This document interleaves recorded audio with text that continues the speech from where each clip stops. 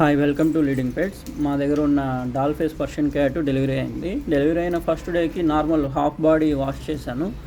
So after 10 days తర్వాత full body total bathing చేయడానికి వాటి ప్రిపరేషన్ను ఎర్లీ మార్నింగ్ సన్సెట్లోనే ఒక టబ్లో వాటర్ తీసుకునేసి దానిలో రోజ్ పెటల్స్ను ఒక 2 pinches ఆఫ్ టర్మరిక్ యూస్ చేశాను.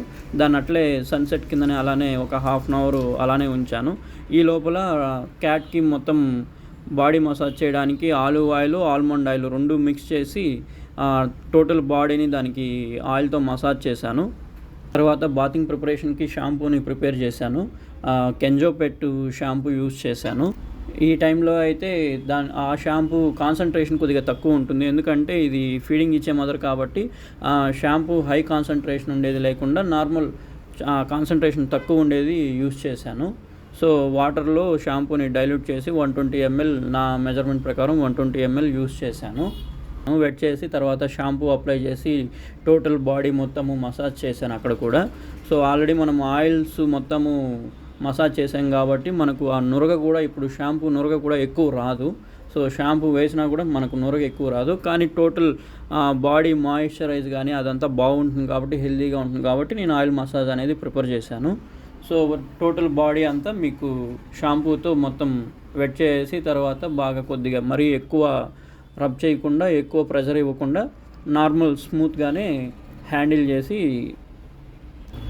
బాతింగ్ చేపిస్తున్నాను. ఎందుకంటే ఆల్రెడీ అది ఇప్పుడు ఫీడింగ్ మదర్ కాబట్టి మనం ఎక్కువ ప్రెషర్ ఇచ్చినా కూడా బాడీ పెయిన్స్ అనేది ఇంకా ఇంక్రీజ్ అవుతుంది. సో వీలైనంత వరకు టబ్లోనే పెట్టి దాన్ని వాటర్ మాయిశ్చరైజ్తోనే కొద్దిగా కూల్గా చేస్తున్నాను, ఎక్కువ ప్రెషర్ పెట్టకుండా. సో గ్రూమింగ్ టేబుల్ పైన కూడా నేను యూస్ చేయలేదు, టబ్బులో కూడా నార్మల్ టబ్బులోనే యూస్ చేశాను.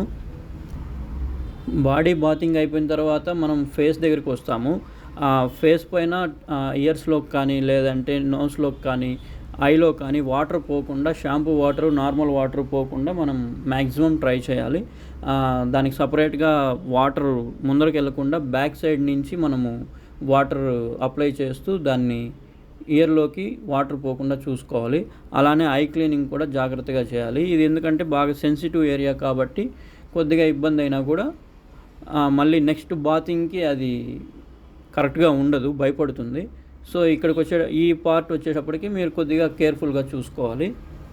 ఇక్కడ కూడా మీకు హెడ్ మసాజ్ చేస్తూ లైట్గా బాడీ స్ట్రోక్స్ లాగా కూడా మనము ఇస్తూ దాన్ని హ్యాండిల్ చేస్తూ అది బాతింగ్కి మనకు అలవాటు పడేటట్టు చూసుకోవాలి. అదే బయట అదర్ క్యాట్స్ మేము చేసేటప్పుడు ఇంత ఇదిగా ఉండదు, ఎందుకంటే దీనికి అలవాటు పడి ఉండాలి, గ్రూమింగ్ సెక్షన్కి కూడా అలవాటు ఉండాలి. బయట క్యాట్స్ మేము తీసుకొని వచ్చి చేసినప్పుడు ఇంత ఇదిగా ఒబిడియంట్గా ఉండదు, కొద్దిగా అగ్రెసివ్గా ఉంటాయి కొన్ని. సో హ్యాండిల్ చేసేటప్పుడు కేర్ఫుల్గా చేయాలి.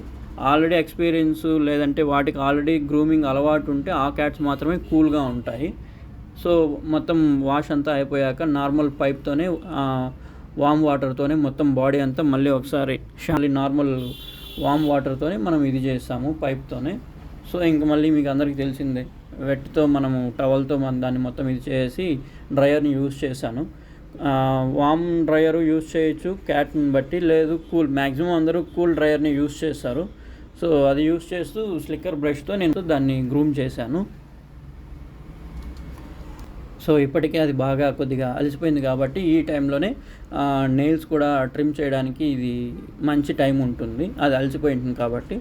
సో మనము ఆ నెయిల్స్ మనం చేత్తోనే పావ్స్ దగ్గర మొత్తం సిజర్తో మొత్తం నెయిల్స్ కట్ చేసేటప్పుడు పావ్స్ కింద మొత్తము హెయిర్ రిమూవ్ చేయాలి.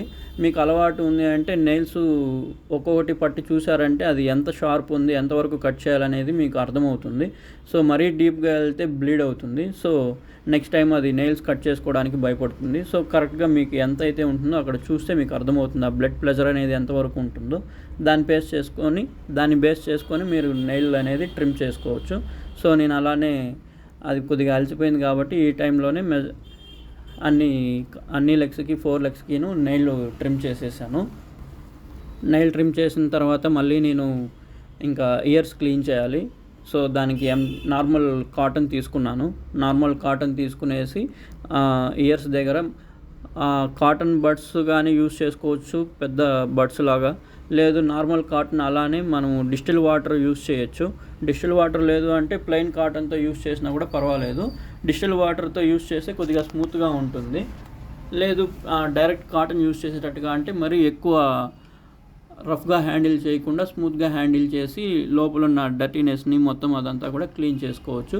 సో రెండు పక్కల మనం 2 చెవులు మొత్తం క్లీన్ చేసుకునేసి రెండు చెవులు మనము అలానే క్లీన్ చేసుకోవచ్చు. క్లీన్ చేసుకునేసి మనకు ఇయర్ డ్రాప్స్ ఐ డ్రాప్స్ 2 ఒకే లిక్విడ్లోనూ వస్తుంది. లేదు సపరేట్గా కూడా వస్తుంది. సో నేను ఇది చేశాక మళ్ళీ ఐ క్లీనింగ్కి సపరేట్ లిక్విడ్ వస్తుంది. సో నేను మళ్ళీ దాన్ని యూజ్ చేశాను. దాని తర్వాత మళ్ళీ ఇంకా స్లిక్కర్ బ్రష్ తీసుకొని నార్మల్గా గ్రూమ్ చేస్తూ ఉన్నాను.